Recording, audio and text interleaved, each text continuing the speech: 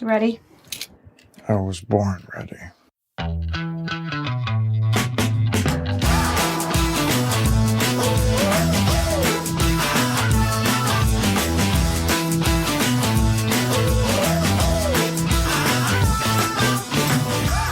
Welcome to Advisory Opinions. I'm Sarah Isger. That's David French. We're going to talk about disqualification on the ballot under the 14th Amendment, Section 3. We've also got a big abortion mifepristone case out of the Fifth Circuit and some little updates on the Hunter Biden plea deal story and removal to federal court. I know everyone's so into 1442 removal. I feel so badly making you wait for that one. But yep, we're going to start with that 14th Amendment discussion that we promised a week ago. I did reach out to Professors Bode and Paulson. They basically said they want to let their piece speak for itself. It's a lot of speaking because it's 126 pages, but we will put it in the show notes for y'all to read it. And luckily, I think that David has one position on it. I have another. But we reached out to Professor Michael McConnell, who had published his thoughts on the piece. So he'll join us in a few minutes. Just warning, his internet was not awesome. He is in Utah. So the conversation is maybe not the heated back and forth that you're used to. But I think it was really helpful to have him on and sort of elucidate the alternative to the Bode Paulson piece on some parts of this, and frankly, to the David French piece on some parts of this. So David, overall, and we'll get into some of the details here. The point of this piece, and now this has launched 1,000 ships. Yes. Everyone else is weighing in on this as well, which is weird because this has already been in court cases. Marjorie Taylor Greene, Madison Cawthorn. There have actually been some others as well. But regardless, we're having a moment again on the 14th Amendment. The idea that Donald Trump this time can be kept off the ballot because he engaged in or gave aid and comfort to the events either on January 6th or leading up to January 6th. And I just want your big picture take. Where are you falling on all of this? What do you find are the strongest arguments and what are the weakest arguments? Yeah. So that's a really good question, Sarah. So I'm going to go from weakest to strongest. The weakest argument is the consequentialist argument that says if we enforce Section 3 of 14th Amendment, then we're going to have this tit for tat or whatever. You're going to have a super red Secretary of State trying to disqualify somebody, et cetera, et cetera. I hate that argument so much that I wrote what I guess would be the New York Times equivalent of giving it the double bird for my Sunday column. Come on. This idea that, we can't rise to the occasion of dealing with the consequences and the reality of a one-time event in American history. We've never had what we saw on January 6th, that we can't deal with that because these same people who were intent on overturning an election then might wield whatever remaining political power they have in a punitive way. No, that's blackmail. That's blackmail. But wait, can I add some words into your mouth here and see if you agree with them? Mm-hmm. You mean if the provision is crystal clear and everyone would agree that we keep Donald Trump off the ballot, then the reason not to put him on the ballot is everything you just said. Right. So that's the consequentialist argument is we can't do this because of even if it is legally applicable, we need to not do this because the downstream effects. To me, that is not just not persuasive, it's anti-persuasive.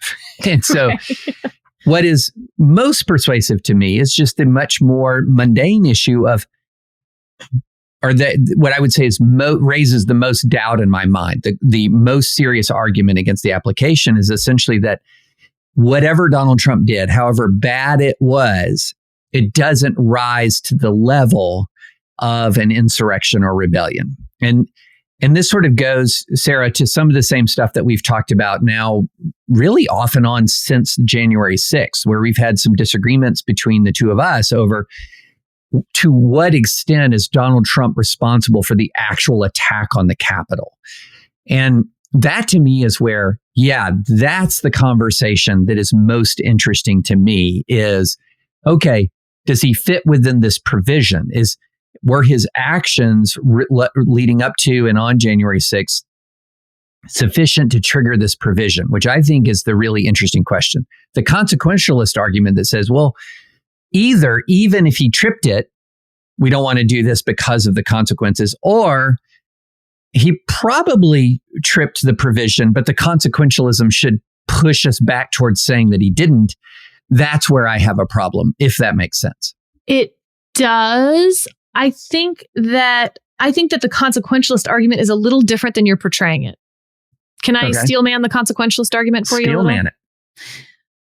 It isn't, if the law clearly applies, we still shouldn't do it because bad things could happen down the road. It is more, if you interpret insurrection and rebellion to be this broad, then it can apply to all sorts of other things downstream that we can't really think about right now or imagine right now. And I think those are slightly different, which is why I was trying to put words in your mouth. That your version is, it's very everyone agrees, let's just, stipulate that this was an insurrection and rebellion. Then we shouldn't do it because it could be used for a tit for tat. I totally agree with that. I think the harder question is, this is a close call on whether it was an insurrection or a rebellion. We haven't really had to decide that ever since the Civil War. And if we're talking about having an expansive version versus a narrow version, we should think about the consequences of being too expansive. Now, I want to caveat what I just said, the steel manning version of that, with then some of my own thoughts, which are, but we should have a definition. Yeah. And I guess for me, one of the things is when people say expansive definition, I'm thinking, how expansive is this definition really? Well, because David, you have to break this up a little bit. Some people are arguing that the insurrection or rebellion that Donald Trump aided is the people who were committing violence inside the Capitol on January 6th.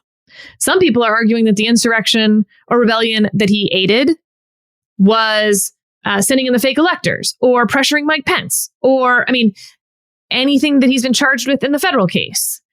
I think each of those could have a totally different conversation on whether it is an expansive or a narrow reading. And I think that matters, which I think some people don't think it matters. And I think it does matter. You need to define the insurrection or rebellion narrowly in the sense that I want to know exactly what you're saying he did, not just, the stuff he did after the election, trying to steal it, January 6th. Those are just words you're throwing at me. I do want a definition of insurrection, and I want a definition of rebellion and aid. All of those things need definitions moving forward. Right. And that's the thing that I think the part of the conversation you're going to hear about, is this self-executing? Is this not self-executing?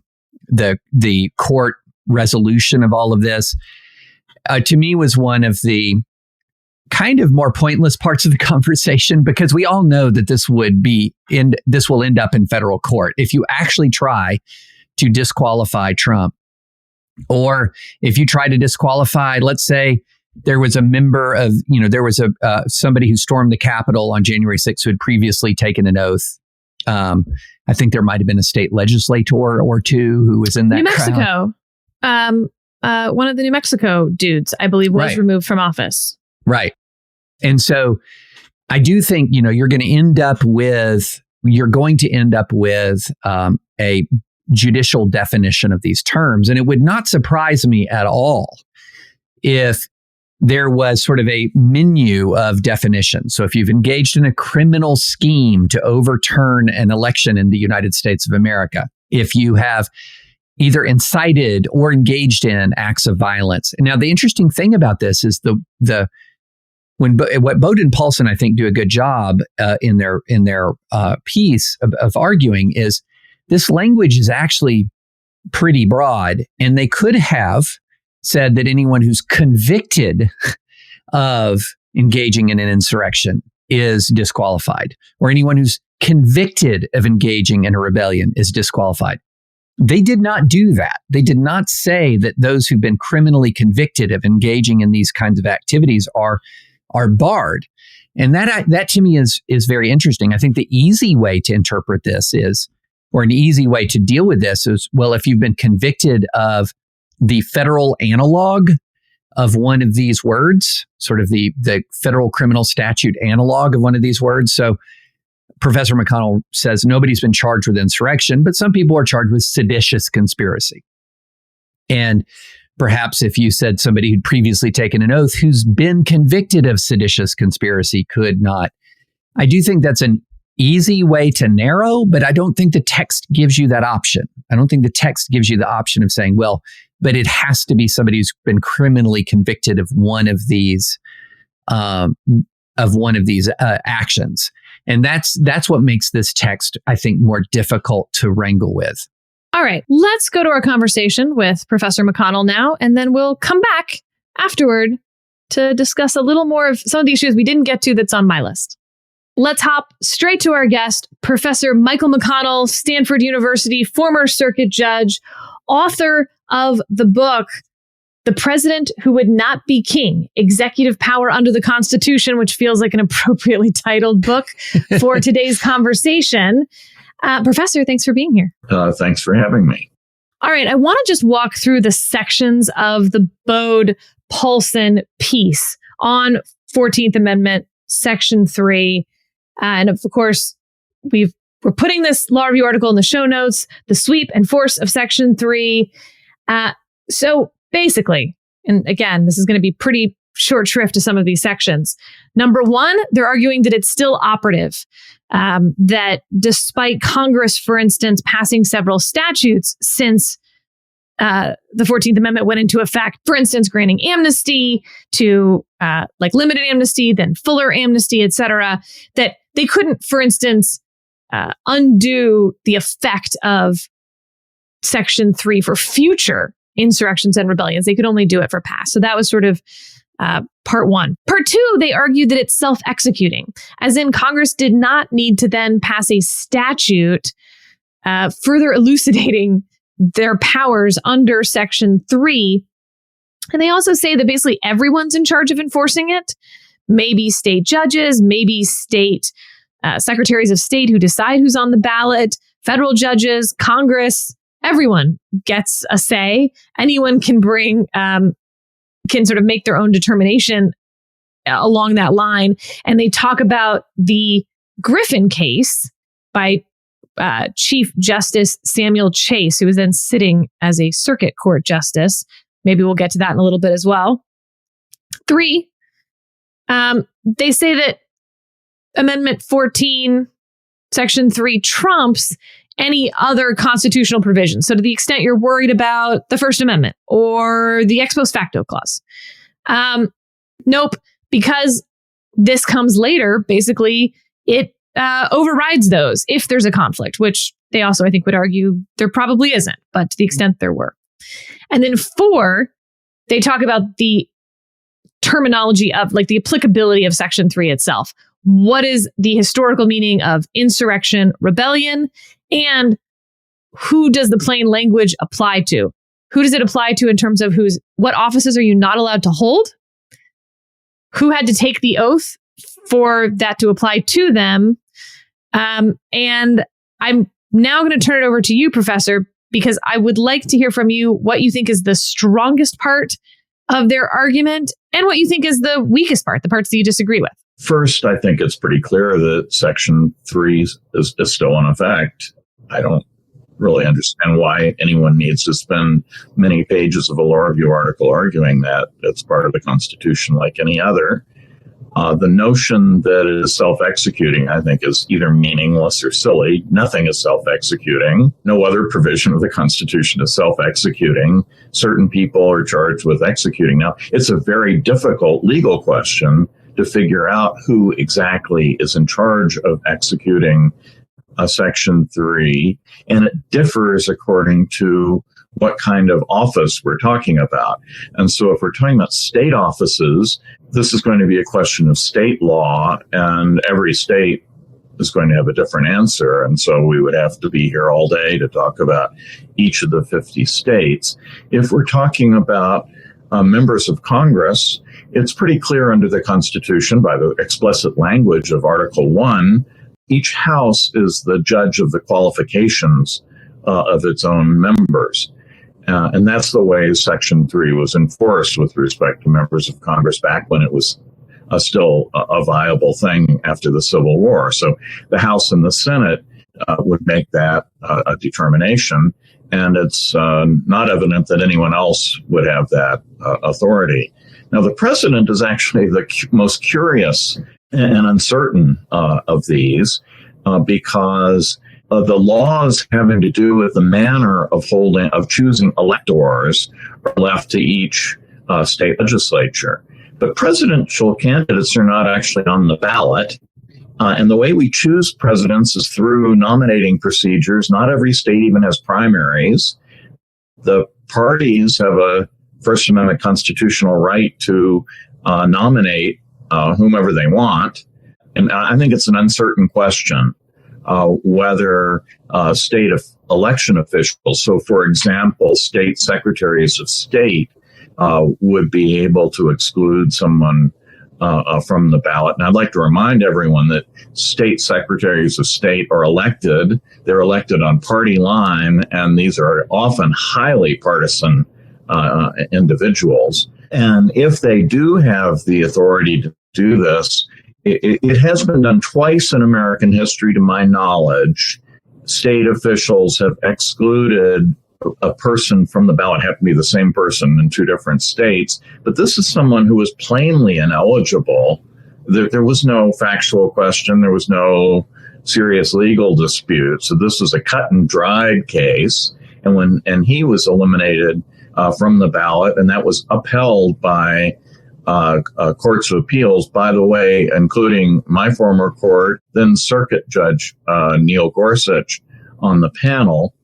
And the theory is that states have the authority to make sure that their ballot is intelligible by making sure that it isn't cluttered up with a lot of people who, aren't really legitimate candidates. I don't know whether that rationale would extend to Section 3 or not. If it does, we still would have the question of what procedures are going to be used. Is every single one of the 50 states going to be making a decision in a different way? And then most importantly, how is this going to get into the courts? My guess, and it's only a guess, no one knows for sure, is that this would go up to the U.S. Supreme Court pretty fast. And so instead of saying everyone has the authority to enforce this, my guess is that 9 people are going to have the authority to enforce this in the end. But it certainly isn't self-enforcing. I think there's a very serious problem with the article's highly expansive. They continually use the word sweeping definitions of disqualification under Section 3. In fact, the amendment uses language which is quite limited. There are 2 pieces of language that are important. One is the language insurrection or rebellion, and the other is the language engage in. And the article waters down the idea of an insurrection to make it include almost any riot or civil unrest that has the effect of delaying or obstructing the enforcement of any law. If that is the definition of insurrection, we have insurrections every year in the United States. Riots are not an unusual event. Think of the riots a few summers ago. Maybe you had federal courthouses that were occupied and so forth. I do agree that what happened on January 6th was a very serious, historically important and unusual, thankfully unique event. But that it is an insurrection or rebellion is far from clear. Note that the Justice Department has brought criminal charges against several hundred people who participated directly in the events of January 6th, and not a single one of them has been charged with the crime of insurrection, which makes me assume that the Justice Department, which has all the evidence and has every incentive to bring such a claim, has concluded that they can't make a charge of insurrection stick with respect to the events of January 6th. But then perhaps even more serious, the article treats the word engage in. He has with very broad sweep to include anyone who has supported or assisted in the insurrection. You don't even have to look farther than the language of Section 3 to see that cannot be the correct interpretation, because Section 3 provides that people who engage in an insurrection or rebellion are covered, and those who give aid or comfort to the enemies of the United States are covered. Now, enemies of the United States is a reference to war. Giving aid and comfort means to support or assist, and engage in has to mean something more than just to support or assist. Now, they quote some precedent from the Civil War era, but it isn't persuasive because the Civil War was in fact a war, and the people who assisted the Confederate States were not only engaging in an insurrection, they were also giving aid and comfort to the enemies of the United States in an actual war. But the difference between these verbs has to be intentional.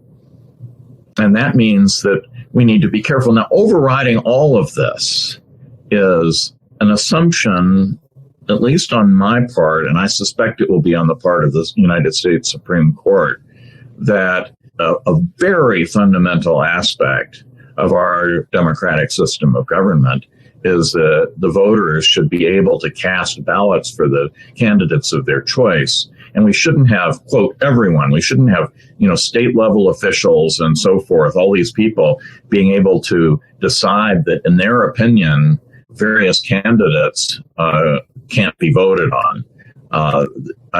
Yes, Section 3 exists. Yes, there are going to be some people who are excluded from the ballot, but this is something that we should deal with extreme caution. Thank you for that, Professor.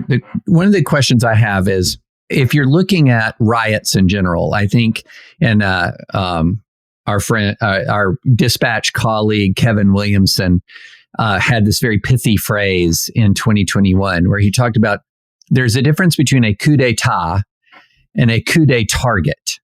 In other words, if you're looting a target, that is very, very different from attacking the U.S. Capitol or even attacking a federal courthouse or a federal building, because maybe you're in Portland and you're engaged in these relentless day by day, week by week attacks that occurred on federal authority in the state of Portland.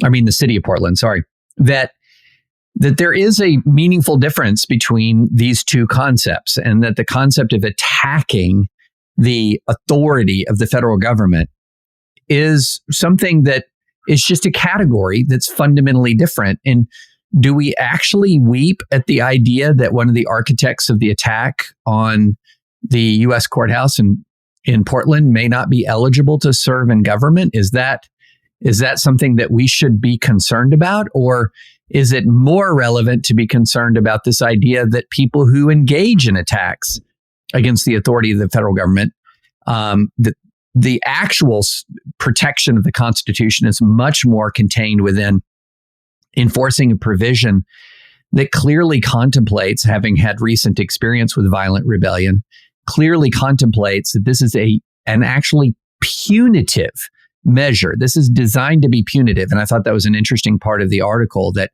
look, this is harsh. This is punitive. It's very strong. If we are talking about riots, and riots that are directly aimed at overthrowing federal authority in any given location in the United States of America, isn't that exactly encompassed by the plain language here? Well, again, we're all speculating. There's no precedent on this other than the Civil War itself. What seems to me to make sense of the words of Section 3 of the 14th Amendment is that there's a difference between insurrections and riots, that riots are designed either to express anger, which is the most common thing, or also common to put pressure upon the government to make a decision in a particular way. Whereas an insurrection is actually designed to displace the authority of the government and overthrow it, basically, the way the Confederate states did. Now, I don't know exactly what the January 6th rioters were doing, and I don't want to, I'd be open to evidence, one way or another. But it seems to me that what they were doing was trying to frighten the members of Congress into deciding the measure before them the way they wanted to. That they wanted Congress to either delay or either to recognize some of the states as having voted for Trump instead of Biden, or at least to delay to give the state legislatures time to recount the votes. That doesn't seem like an insurrection. That seems like a riot. It seems like the bringing of coercive pressure against the government to do something in a particular way. Now, this doesn't mean that this is an excusable act. I fully believe that it's criminal in a variety of ways. But the word insurrection is a carefully chosen word, and I don't think it applies to every riot. Do you buy into Bode and Paulson's distinction where they talk about, for instance, an insurrection being the attack on Fort Sumter, for instance, trying to prevent the federal government's action in some way, versus a rebellion being voting on articles of succession, as in, a rebellion, for instance, doesn't have to be violent. It could be refusing to certify lawful electors, perhaps. The insurrection is using violence, for instance, to prevent the federal government from carrying out its lawful duties and orders. I don't even understand what they're trying to say. The Confederate states voted to leave the Union, and South Carolina attacked Fort Sumter because Fort Sumter was a federal installation within their state. This was I don't see how that could be seen as anything other than an insurrection.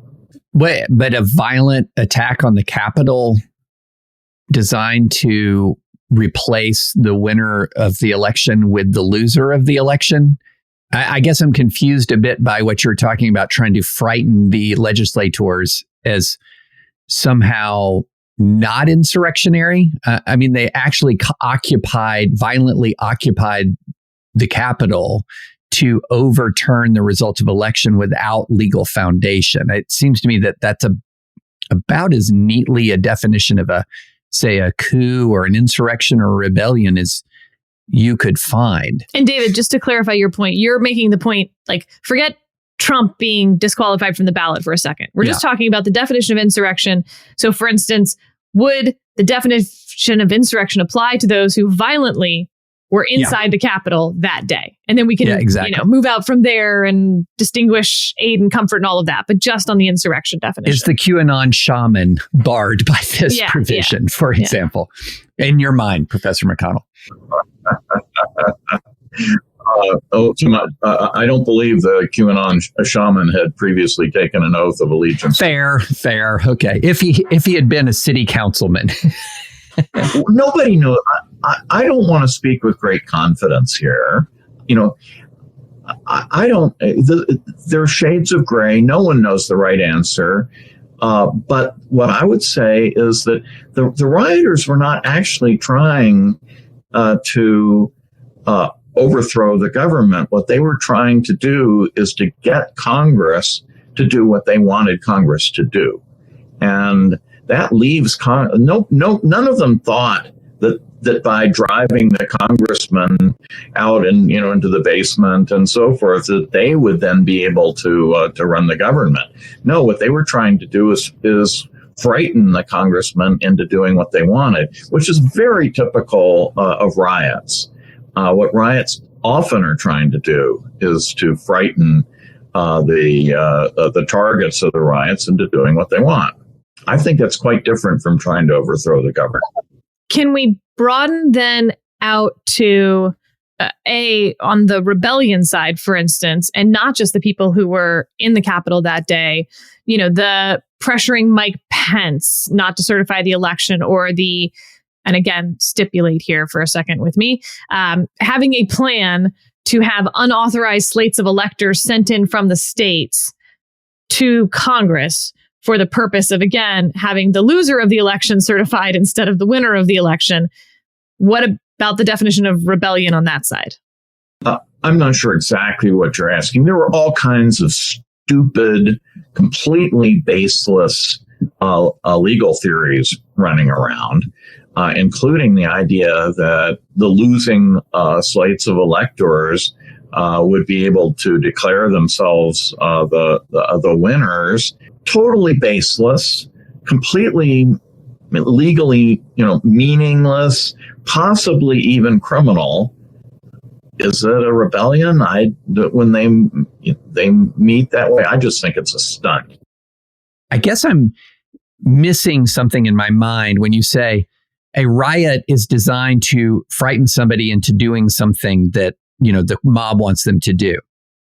Well, if that thing you're trying to frighten the Congress into doing is literally overturn the results of a lawful election and install the loser, I guess I'm stumped as to how that is not a rebellion or an insurrection. I don't know this. I don't feel like I'm understanding this distinction between overturning the government versus trying to frighten Congress into overturning the government. Well, you may be right. I don't have any high level of confidence in any of this. We don't know. I'm giving what I would guess to be the most commonsensical answer, and it's also against the backdrop of our very fundamental idea that the voters should be able to vote for the candidates of their choice. So I think if it's a close question, the courts are very likely to say, leave people on the ballot if there's a pretty good chance that they belong on the ballot. Now, none of this for me is about Donald Trump. I'd just as soon have Donald Trump disappear from our political scene. I never voted for him. I have no brief for him at all. As far as I'm concerned, he deserves what he gets. What I'm worried about is that into the future, this is going to be turned into yet another way in which partisans go to court and go to friendly officials to get their political opponents thrown off the ballot based upon any verbal support they may have given to some college riot somewhere. I think it will be a real disservice to the nation to adopt so sweeping, so unlimited, so vague, so nebulous a standard for disqualifying people from the ballot. I think that's the perfect place to end this, because I think that does get to the heart of the question. Professor McConnell, Stanford University, author of The President Who Would Not Be King, Executive Power Under the Constitution. Thank you. Yes, thank you very much, Professor. Really appreciate it. Thank you. Okay, I thought that was really helpful to elucidate some of the insurrection and rebellion points. I have an unpopular take on that. I don't actually care that much about that part of the conversation. I know it's what everyone else is really focused on. I'm sort of willing to stipulate along the lines of what I was saying. As long as we have a definition, and I'm fine with the Bode-Paulson definition of insurrection sort of being the violent attempt to prevent the federal government from carrying out its lawful duties, a rebellion being an attempt to, whether through violence or not, undermine the federal government's lawful duty. So, the difference between attacking Fort Sumter to prevent its restocking or taking a vote in a legislature to secede from the Union. That's fine with me as definitions. And I'm pretty good with their participating in giving aid or comfort. again, I'm going to want that all very specifically laid out of what Donald Trump did that fits that definition. But overall, that conversation to me, I don't know why, not that interesting. Here's what gets interesting to me, David. There is a text problem here. So I'm going to read you the text. Okay. No person shall be, and then I'm going to put, the numbers aren't in here, but I'm going to number them for my purposes. No person shall be, 1, a senator or representative in Congress. 2, an elector of president and vice president. 3, or hold any office, civil or military, under the United States or under any state. Okay, so first of all, this is the offices you can't hold if you've engaged in a rebellion. There's 3 parts to this, Section 3 thing. So that's part number 1. President isn't in there. And so what everyone's reading is that last part, the or hold any office, civil or military, under the United States covers president. Bowden-Paulson's argument on this, and they have several, but I want to start with this one, is like, don't be cute. Like, it says hold any office. The president of the United States is an office. Like, we don't need to talk much about this. Yeah, but it's weird that they specified senator or representative. I can see doing that one first. Remember, at this point, the legislature is still the strongest branch. It's still Article 1. I mean, technically, it's still Article 1 now, but it's like Article 27 in our hearts. But like, they specify elector of president or vice president, but they don't actually specify holding the office of the presidency. Okay, so that's 1.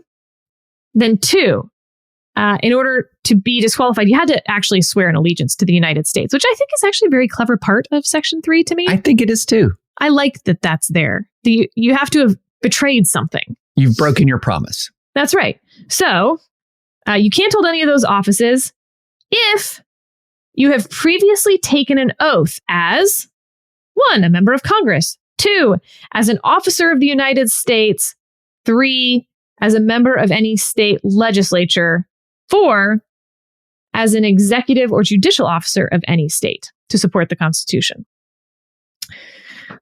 There's all these conversations that statutorily, at least, officer of the United States does not include the president. Again, Bowden-Paulson are arguing, don't be cute.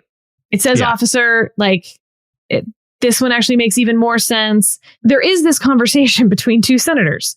So Senator Reverdy Johnson of Maryland says that the amendment does not go far enough. I do not see, but that any one of these gentlemen may be elected president or vice president of the United States. And why did you omit to exclude them? And then Senator Morrill of Vermont interrupted him and said, let me call the senator's attention to the words, or hold any office, civil or military, under the United States. To which Senator Johnson promptly and somewhat sheepishly retreated. Perhaps I am wrong as to the exclusion from the presidency. No doubt I am. But I was misled by noticing the special exclusion in the case of senators and representatives. So this is actually my argument, David. And I am agreeing with Bowden-Paulson that, I think they did some really good work finding that back and forth. It is meaningful to me. I do take it into account. But it's also 2 dudes. And if you're sort of remembering the etiquette of the day, the other dude saying, perhaps I am wrong, is not what that would mean today, in my view. Right. He's basically saying, I'm not wrong. Yeah. That he's noticing the special exclusion and then nobody fixes it. So this is why legislative history, I think, is particularly hard. 2 guys having a side conversation that then nothing comes of isn't informing, for instance, what everyone believed the meaning of a term was. This is, and we talked about this offline, this is interesting to me because this is the otherwise problem. It is the otherwise problem. Yeah.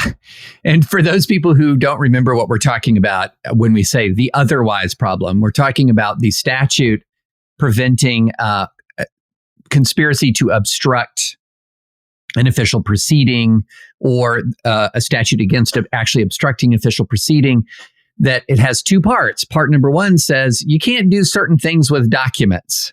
And then part number two says, and otherwise obstruct. And so the otherwise obstruct is very, very broad, but it's written in such a way that it is in order, seems subordinate to the original clause, which is, but this is about documents.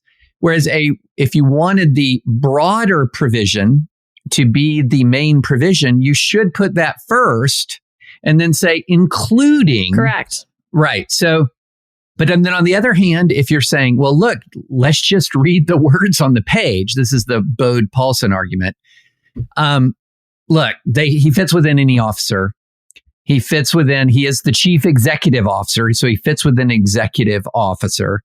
Let's not be silly, which is sort of the way the DC Circuit has resolved the otherwise dispute, which is still going to be ultimately in all likelihood resolved by the Supreme Court. Say, look, let's just not get cute. The order doesn't matter so much as just the language. It's broad. But I hear you, Sarah, like let's sort of say of the three elements here. The consequentialist argument to me, I'm riding into the sunset, flipping that the bird. That's not persuasive. The scope of insurrection or rebellion, I think, as applied to Donald Trump, is very, very strong, in my view. But this is so weird to me that you would specify senator or representative and electors, and then just sort of someone of the magnitude of the president of the United States is sort of in the anybody else clause. That feels a little weird, although on the plain terms, the Bode-Paulson argument has real resonance. But here's where I fall back, and I want your thoughts on this. So in order to read it my way, the sort of hyper-textualist way, let's call it, to be pejorative about my way, I do think you have to have but why would they do that? Like you sort of have, at least, yeah. I don't mean you have to prove it, but you have to have sort of a mental version of okay, but you have to have some reason. They clearly meant to include quite a few people. Why would they exclude the president? Yeah. And I think my answer to that is, and this might be really unsatisfying. It's unsatisfying to me. I'll put it that way. What if it just really didn't occur to them that you would ever have a situation where the president of the United States was involved? Because at that point, the whole thing has fallen apart, or this amendment sure as hell isn't going to help. Bingo. And I think that's really, really plausible that it didn't occur to them that they would need to include the president of the United States. But David, let's assume I'm right. Mm-hmm. Then what do you do?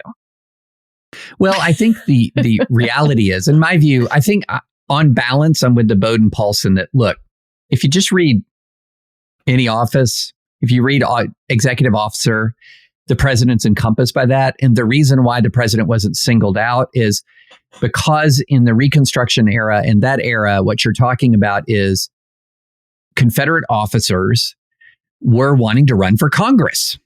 And they were coming into, they were solving the problem in front of them. Exactly. So I look at, for example, Wade Hampton. So Wade Hampton, just, this is a pull from Civil War eras. He was this super wealthy South Carolinian who was also a Confederate officer. And then he ended up, guess what, Sarah? A U.S. Senator from 1879 to 1891. Now, those dates are really important because that's following congressional enactments that allowed him to be a U.S. Senator. But that was the issue they were confronting. The issue that was right in front of them was not that Jefferson Davis was going to run for president or that Wade Hampton was going to run for president. The issue in front of them was senators and congressmen. And then they said... And their issue was definitely not that Lincoln was going to now run for something. Like the other problem here, you run in... So remember, there's the two clauses. So the first one is what offices you can't hold. So, right, that's the Jefferson Davis problem. Is he going to run for president? But the second problem is who already took the oath, in which case they're definitely not thinking that a president who already took the oath then engages in a rebellion can't be president again. Like Lincoln's not the issue here. Mm-hmm. Yeah. But, Jefferson Davis had previously taken the oath. He was a Secretary of War. He was a senator until 1861. But it probably never crossed their mind that, we're going to have Robert E. Lee's going to run for president, right? And so I think the Occam's razor resolution here is exactly the one you identified. They were solving the problem directly in front of them and then added catch-all language because they wanted to make sure they covered their bases. And it didn't occur to them that you're going to have a freaking president actually do what Donald Trump did. Maybe their thought would be, well, we're screwed then. Right. It's just over at that point. So we don't need to include that. And that's where I find the colloquy between the two senators also kind of unhelpful. Because in some ways, them not acting on it and not clarifying it fits more within my framework than I think the Bode-Paulson framework. They were like, yeah, this doesn't matter. We don't need that, changing the language now. And then we're going to have to explain it to everyone. Don't even bother. It's not a real problem. I think you're being originalist and they're being textualist. The actual text says, any office. And then, but your thought is, well, they weren't thinking about the president. Well, I think mine is like a textualism ambiguity problem. Because it's the otherwise problem. I still think that's a textualist argument that you don't hide elephants in mouse holes, right? The or other office is a mouse hole and they're trying to hide an elephant in it. And so then you have to turn to originalism to say, okay, well, how are we going to resolve this? Did they mean to put the elephant in the mouse hole? Did they not?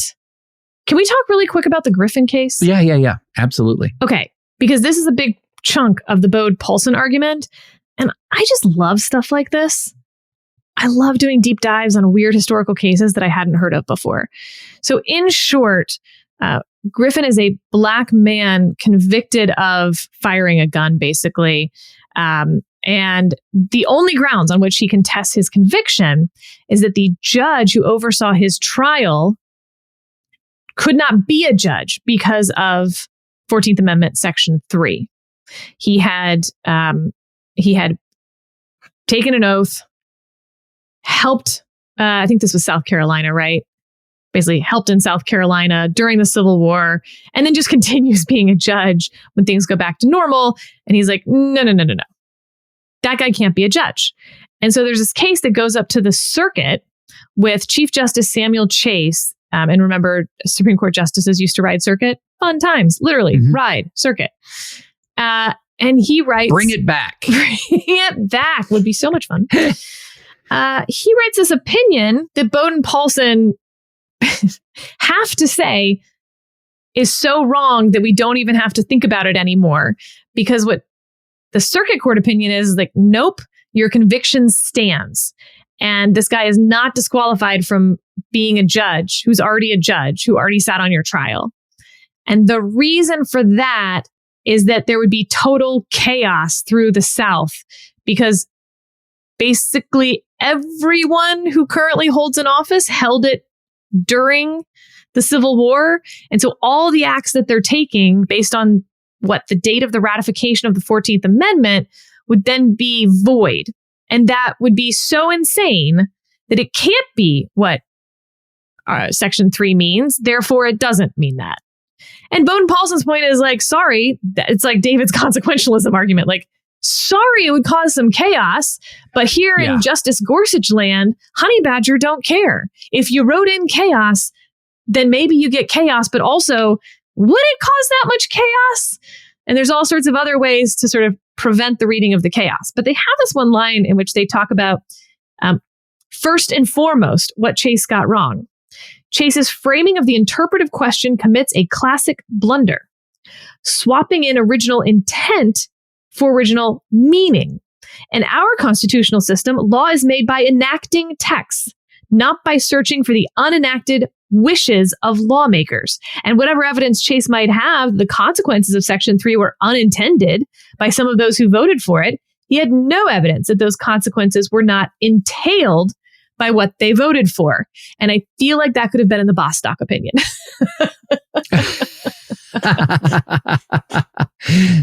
Yeah, that's interesting. No, that was a very Gorsuchian statement. Yeah, this whole thing is very Gorsuchian to me, but... Yeah, and now the interesting thing about this is you really are getting into the conflict that occurred in the United States post-Civil War, where you had a lot of people who there were the radical Republicans who sort of viewed the Civil War not just as a matter of reuniting the Union, but as a matter of fundamentally purging the legacy of slavery from the United States of America.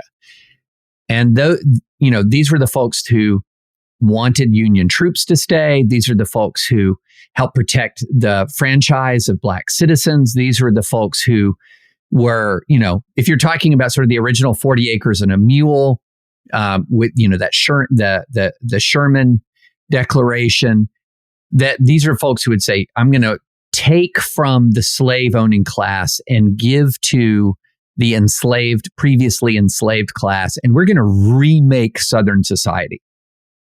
And then there's this other faction that's like, look, slavery's gone. We just need to reunify and move on. And minimal future disruption. Let's put the Civil War back in the rearview mirror.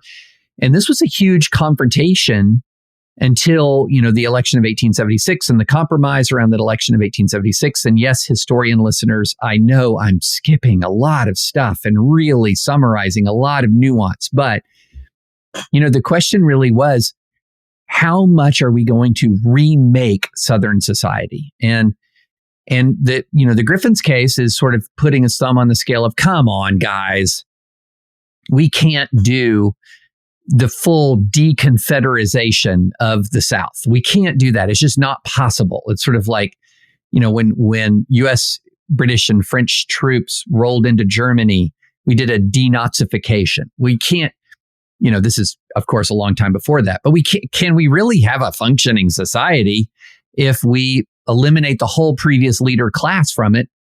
And which was sort of the classic kind of consequentialist pose. And look, I think the verdict of history on this dispute is about as clear as a verdict of history can possibly be, which was the end of Reconstruction and the failure to sort of deconfederate the South was a giant historic tragedy, just monumental historic tragedy. So I think Bode and Paulson, again, with this sort of the double middle fingers in the air to the consequentialist argument, have the better of it. All right. If you're going to read one part of this law review article, I actually really recommend reading the Griffin part. Not that it's even that relevant to the discussion we're having today about Trump, but because it's really fun and we can't spend more time on it. And I'm sad about that. I know, it's a great article. Like it really is. It's so funny. I wrote about it Sunday and really taking on the consequentialist argument, not taking on the substantive argument. And the number of emails I got from people saying, well, thanks to you, I'm now reading a law review article. It's kind of funny. And some folks were sending me emails from Southern California saying, I'm reading a law review article in a tropical storm. Like, that's not something I ever thought I would say.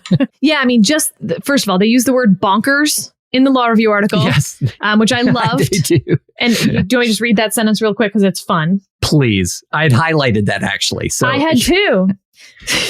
So they said, can these statutes grant amnesty to all insurrectionists, past, present, and future? No. While the argument is not entirely bonkers, it does not withstand more serious scrutiny. They also have this very, what I will call David Frenchian-esque section about the Griffin case. Chase was far too ready to find that following the literal language of the document would produce what Chase considered to be great inconvenience or mischief, indeed, increased calamities already visited upon the South. Chase emphasized the breadth of Section 3's language. It applied in all the states, not just the former Confederacy, parentheses, so, question mark. It applied beyond the context of the Civil War, but included aiding enemies in foreign wars.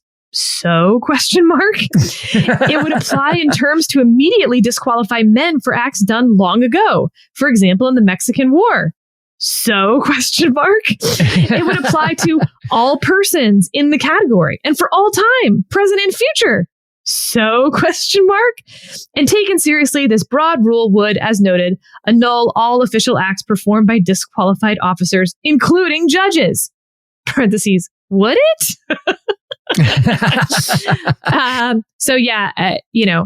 I think that there's a decent chance that Professors Bode and Paulson are listening to this podcast. And, I feel like the bonkers was a very Bodian term. So I'm trying to trigger them, to bait them to come on the podcast, David. So Professor Paulson, if you're going to tell us that you wrote bonkers, you better come on and defend yourself. There's double bonkers in there. There's two bonkers. If you do a control F for bonkers, there's two bonkers. So yeah, this is the way law review articles should be written. It's very, very, right. It's both there's rigorous and accessible. Yeah. Okay, David, look, we ran out of time. We have to spend real time on the Fifth Circuit's mifepristone case. We also have another Fifth Circuit case that was decided. Thursday's episode will be Fifth Circuit Day. Fun little rundown there. But before we go, let's do the update on the Hunter Biden plea deal stories that have come out and a little removal at the end. So, David, written by one Betsy Woodruff Swan in Politico, she got access to hundreds of documents and emails going back and forth between the two sides over this plea deal. It's not helping. It is not building confidence. So at one point, for instance, Hunter Biden's lawyers, I was going to say suggest. They don't suggest. They explicitly say, if you pursue these charges, we will call the president as a witness for the defense, and it will be a constitutional crisis. No, it wouldn't. Why, do you ask? And they don't say this part, but basically because it would be Joe Biden as executive, of course, bringing the case, and Joe Biden person, of course, on the defense side of the case. And they're saying that would be the constitutional crisis. Nope. Anyway, I mean, seriously, no, please. No. I mean, and it also, though, I think showed that in fact, very much so, Department of Justice was driving the train on some of these negotiations. They knew what was in this was not incompetence. It was intentional. That's pretty bad for the Delaware DOJ team led by David Weiss. I don't know how else to say that. And I think I'm very protective of my former institution. Yeah. There's also a Times piece, I think, written off the same set of documents. And one thing that was very clear from the Times piece is that the whistleblowers made a big difference. So the people who came forward, the IRS folks who came forward and said, wait a minute, like we've been stymied here, we've been stymied there, we've been stymied here, did impact the plea negotiations. And so this is one reason, guys, why we protect whistleblowing. This is a reason why protecting whistleblowing is absolutely a fundamental part of, a transparent democratic republic. And they had a real impact here. And when you read the Times story, it feels a lot like, in that threat, Sarah, about, it's a constitutional crisis, we swear at Joe Biden. Oh, that's hilarious to me that that's a constitutional crisis. But the idea here that what you had was a defense team that was essentially sort of threatening all kinds of things like, hey, this gun charge is going to go away because of the Constitution and Bruin, which, by the way, it actually might, depending on how some of these cases shake out about drug use, et cetera. And we talked briefly about a case recently decided along those grounds, but consistently sort of the defense is pitching a fit and seems to be intimidating the prosecution until somebody else pitches a fit, like the IRS agents, and then that intimidates the prosecution. It just feels like the prosecution is sort of blown and tossed by the winds of sort of whoever is making the most trouble for them. And that's not reassuring, Sarah. No, it's not. All right. Can I add a few notes on removal? Yes, please. There have been more filings by Mark Meadows' lawyer, George Terwilliger. I'm going to call him friend of the pod. That's not really a fair thing to do because he's not been on the pod, and I don't know that he actually listens to the pod. But nevertheless, friend of the pod, George Terwilliger, his son and I... Under the expansive definition of friend of the pod. That's yes. right. His son was at the Department of Justice with me, Zach Terwilliger, and just my absolute bestie at various points there. And he's literally grandfathered in. And there's just some more interesting things to think about with this. So first of all, remember that under this idea that if a state charges someone who was holding a federal office at the time of their actions, and that person can remove the case to federal court. The case, David, not the defendant. And it automatically removes. So right now, the Georgia case is in federal court. It will now be up to a federal judge to decide whether to remand it back to state court, for instance. But it's in federal court. As in, Fonnie Willis already lost her whole case out of state court in very short order.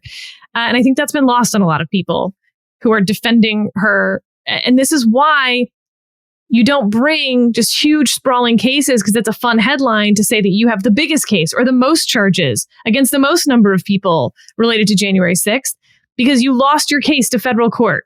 Again, it could be remanded. So I wanted to just run through the three sort of factors here that I'm finding interesting. One, I don't totally understand the equity issues or even legal balancing that the federal judge does with one federal defendant. And then let's just stipulate, let's even stipulate that like Jeff Clark or maybe Donald Trump fall into maybe that federal defendant category. 16, though, clearly state defendants. And the interest of the state in bringing the prosecution versus the interest in those three defendants having sort of their federal rights protected. So that's an outstanding question because there's been so few of these cases. Fascinatingly, though, David, a very interesting case coming out of the Fourth Circuit that got mooted out. 2 officers on GW Parkway shoot a suspect. The Department of Justice declines to charge them. So the state of Virginia charges them. They remove the case to federal court. 1442. What happens? Well, we don't really know because that new person was elected in Virginia and dropped the charges. Okay, number 2. All you have to do to sort of show your federal interest is that you were acting under the color of your office sort of thing. This to me is actually a very, very low bar. And I've seen people say like, well, by definition, when he was doing that, he wasn't acting as chief of staff because chief of staffs don't steal elections. No. The question for this prong is only, was he doing chief of staff like things, or did he hold up the grocery store he went to buy ice cream at? Right. Clearly, he's doing chief of staff type things, meetings, yada, yada. Okay. But here's the problem with the removal. You not only have to prove you were acting in sort of the color of your office, but also that you have a federal defense. And that's why you need to be in federal court, to protect your federal interests. This is basically the supremacy clause, the idea that states can't thwart the lawful execution of federal laws through state charges. And that's why this whole case gets removed to federal court in the first place. He's got to be able to prove that. And the problem is that gets really circular because that is a question of if the thing you did was unlawful under federal law, then you don't have a supremacy clause defense. But the whole question is whether what you did was unlawful. Right. No, so the interesting, I think that what you're going to end up looking at are what are the allegations? Are the allegations that more akin to you're robbing a bank while chief of staff? Or the allegations more along the lines of you abused your office as chief of staff? And this is a big difference between the Mark Meadows and the Jeff Clark claims. So Mark Meadows, I think, has the slightly weaker claim that he was acting in the office of chief of staff compared to Jeff Clark, who clearly was acting in his office as acting head of civil rights, oddly enough. But the supremacy clause defense, I think, is incredibly weak for Jeff Clark, that what he was doing was protecting a federal interest that the states can't touch. Whereas Mark Meadows' supremacy clause defense is a little bit stronger to me. And this is why you get back to number 1. I don't know how a judge is supposed to weigh that. If you say, for instance, Jeff Clark's claim sucks, Mark Meadows' claims is good, but the whole case has to rise and fall together. Yeah, it's a mess. It's a mess. And it feels like their inclusion was not completely thought through, unless Fonnie Willis is like, whatever, bring it on. We'll try this in federal court. No. There's no evidence that they even knew that there was a 1442 removal clause. And based on the number of emails I've gotten from very smart lawyers and even judges when this first came out, where they were like, this isn't even a thing. You can't remove to federal court. And then they saw 1442 and they were like, well, I've never even seen that before. Right. Now, why is this a downside for her? One, no televised trial, obviously in federal court. Two, the jury pool might be broader. So this would be brought in the Northern District of Georgia. You can draw the jury pool from the whole Northern District, but actually you can also just draw it from the division, which would be very similar to just Fulton County anyway. So that may not make much of a difference. But three, she's going to be practicing. It will still be state charges. Yep. But she will be practicing under the federal rules of civil procedure, something that I doubt she is at all familiar with. The state rules, I think, are far more prosecution friendly. I do not know the Georgia state rules very well. They seem very prosecution friendly. The federal rules are not prosecution friendly, I would argue. You would never do this intentionally. Well, the Georgia statutes are prosecution friendly. Definitely. I don't know about the Georgia rules of criminal procedure, but man, those Georgia state statutes. Whoa. Very prosecution friendly. Very prosecution friendly. All right, David. Well, happy Fifth Circuit Day Eve. Yes. We'll do that in a few days. Thank you for joining us. Hope this was an interesting and not too weird or in the weeds conversation about the 14th Amendment in Section 3. I'm so into it. I'm not sure I'm explaining it very well, but I really like the nerdiness of it. But here's the part that I don't like, David. Adding this together with one of the candidates being on trial next year, and then adding this layer of, and also you may have a bunch of blue states not even put Trump on the ballot. I'm increasingly concerned about the next 15 months. Oh, I am so concerned about the next 15 months on multiple fronts, just on multiple fronts. You can see people radicalizing online in a way that is really disturbing, and we're not even in the election season yet. And, Sarah, we had a raid of a house in Utah. A man was killed. We just had a situation in California where the preliminary reports is a woman, a mother of 9, was gunned down by a guy who didn't like that she flew a pride flag outside of her business. These are preliminary reports. We'll hold open, hold open, final determination on what that was about. But the preliminary reports indicate that a fatal shooting started over a dispute over a pride flag.